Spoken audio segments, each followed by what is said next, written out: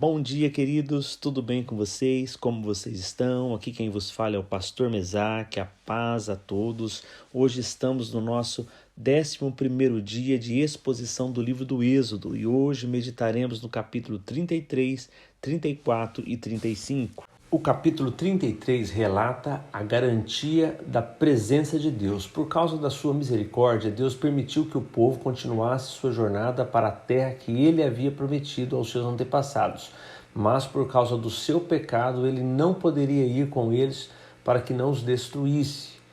No entanto, ele prometeu enviar um representante celestial para ir adiante deles em Canaã. Ele também exigiu que o povo desse um claro sinal externo de luto pelo pecado passado e pela perda da comunhão com Deus resultantes dele.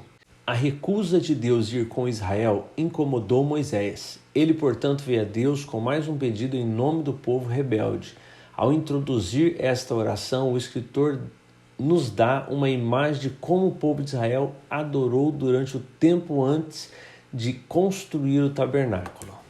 Moisés se encontrou e conversou com Deus em uma tenda ao lado de fora do acampamento principal, enquanto as pessoas estavam em suas portas, de frente para a tenda de Moisés, adorando em espírito com ele.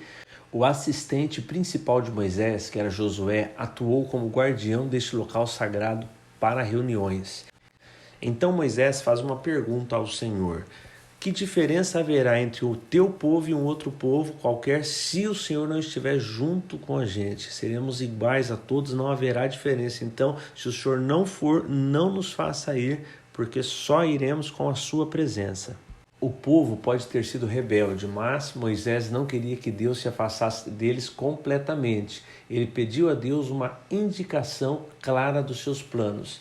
E Deus respondeu a Moisés prometendo a sua presença. Isso tranquilizou Moisés, pois ele não via nenhum propósito em Israel entrar em Canaã como povo de Deus se a presença dele não estivesse entre eles. A resposta do Senhor encorajou Moisés a pedir mais ainda. Ele queria uma maior compreensão espiritual da natureza do Senhor. Em resposta, Deus revelou a Moisés algo mais de sua glória. A visão não era satisfazer a curiosidade sobre a aparência de Deus, mas revelar a bondade, a misericórdia e a glória daquele que era o Deus de Israel, o Senhor.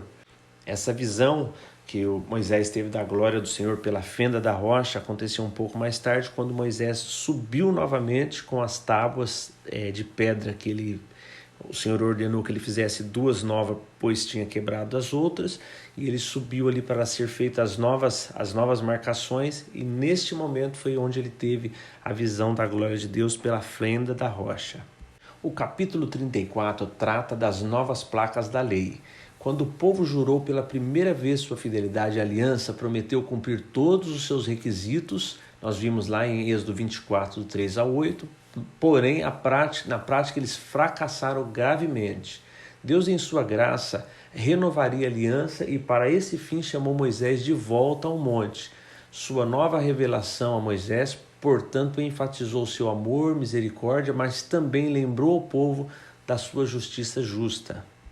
Moisés, dolorosamente consciente da fraqueza dos israelitas, apelou para a graça de Deus, pedindo que ele ainda habitasse entre eles e os possuísse como seu povo, apesar da sua obstinação.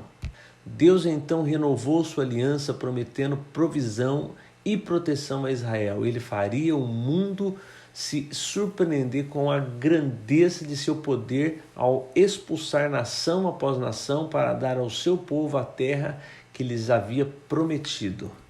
Ele severamente advertiu seu povo contra copiar ou mesmo tolerar práticas religiosas pagãs em sua nova terra.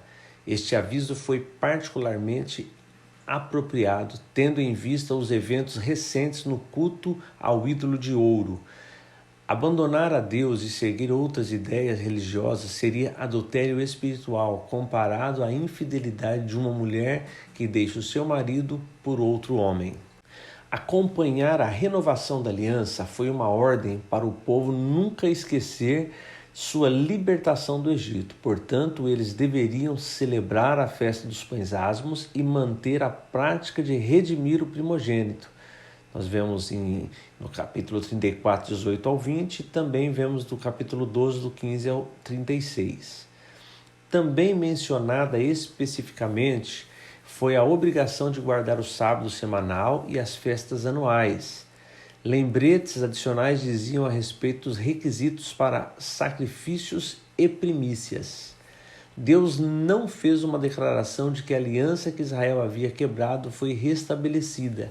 Embora o relato seja breve, Moisés esteve com Deus na montanha por cerca de 40 dias, como na ocasião anterior.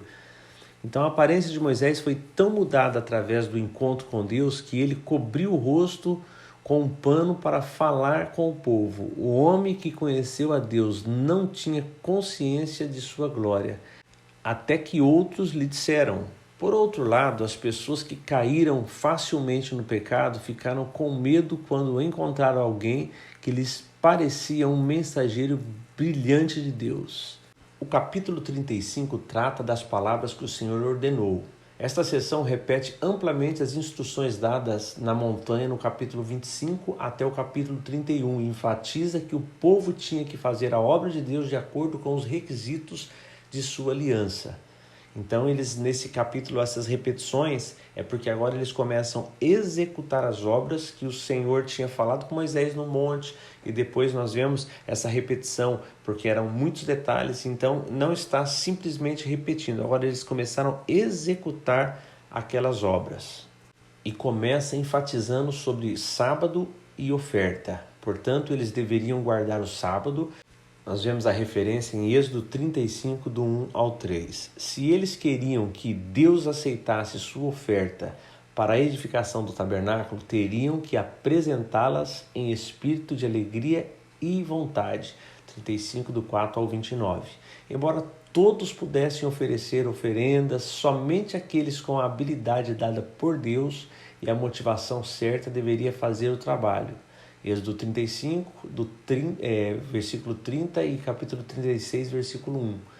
O povo respondeu com tanta generosidade ao trazer materiais para a obra que Moisés pediu que parassem de dar. 36, do 2 ao 7. O tabernáculo.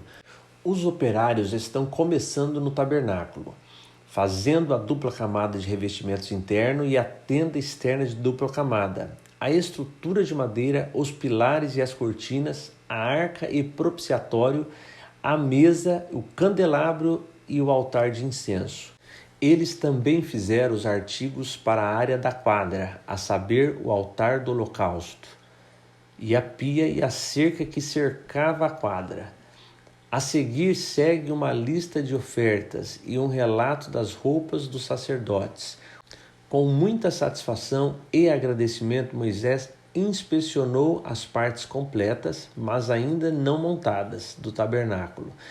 Ele então supervisionou a construção de todo o complexo e dedicou o tabernáculo e os sacerdotes conforme Deus havia instruído. E exatamente 1 ano depois de deixar o Egito, ou 9 meses depois de chegar ao Sinai, os israelitas montaram o tabernáculo recém-construído.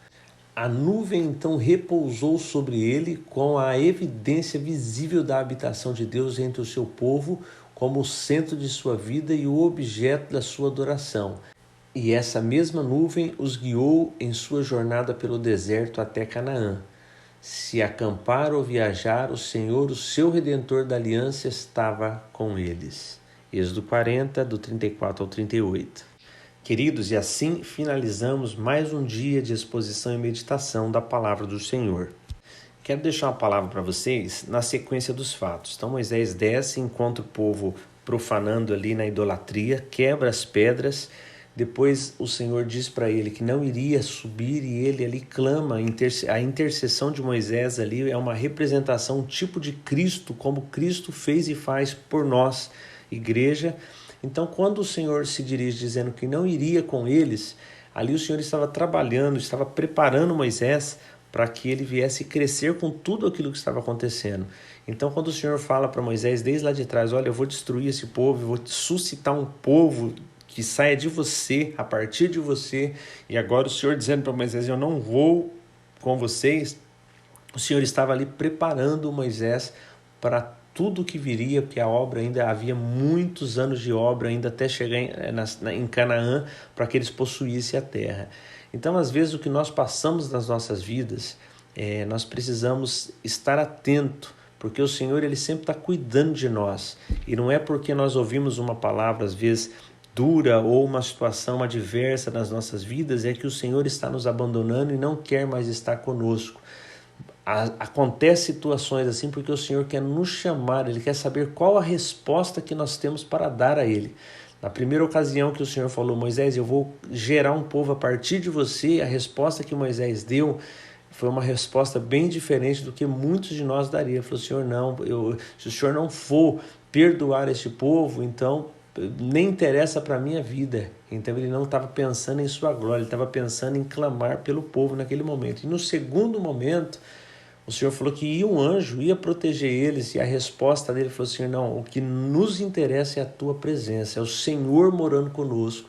Então, situações que nós passamos nas nossas vidas, é o Senhor tentando extrair de nós o melhor de nós. Às vezes nós falhamos e o Senhor nos dá uma nova oportunidade. Então não murmure, creia que o Senhor tem cuidado de você mesmo quando as coisas estão adversas. Que o Senhor abençoe a cada um de vocês, e se o Senhor nos permitir, amanhã estaremos juntos para o penúltimo dia de meditação e exposição do livro do Êxodo. Fiquem todos com Deus.